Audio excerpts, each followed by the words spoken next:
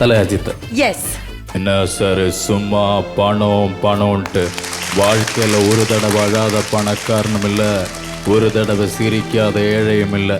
கரெக்டாக பங்காளி தெரிஞ்சு வச்சிருக்கிறேன். பணத்துக்காக என்ன வேணும்னாலும் செய்வேன்.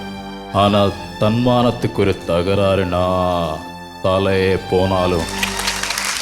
അടിപൊളി. Thank you. Powerful performance. Thank you. Okay, നമുക്കിനി അടുത്ത കേട്ട് പോയാലോ?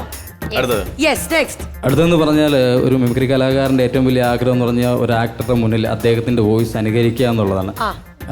എൻ്റെ ഏറ്റവും വലിയ ആഗ്രഹമാണ് ശ്രീ പ്രകാശ് രാജിൻ്റെ മുന്നിൽ വെച്ച് അദ്ദേഹത്തെ അനുകരിക്കുക എന്നുള്ളത്.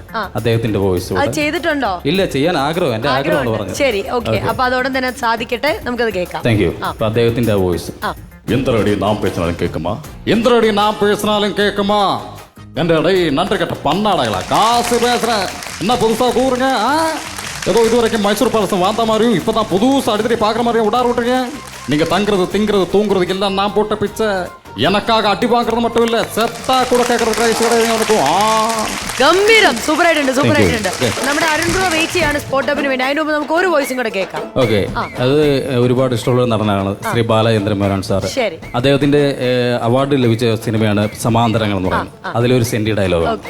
മോനെ, കൃത്യമായി പറഞ്ഞാല് 26 വർഷങ്ങൾക്ക് മുമ്പുള്ള കഥയാണ്. 26 വർഷങ്ങൾക്ക് മുമ്പ് രാജപാളയം എന്ന റെയിൽവേ സ്റ്റേഷനുണ്ട്. അവിടെ എൻ്റെ പൊന്നുമോനെ പ്രസവിക്കുന്നതും കാത്ത് സ്റ്റേഷനിൽ നിന്റെ ബാപ്പ നിസ്കരിച്ചൊറ്റ ഇരിപ്പ. അത് വെച്ച് നോക്കുമ്പോ ഈ കാത്തിരിപ്പ് ഒരു കാത്തിരിപ്പേ അല്ല. നന്നായി വരും,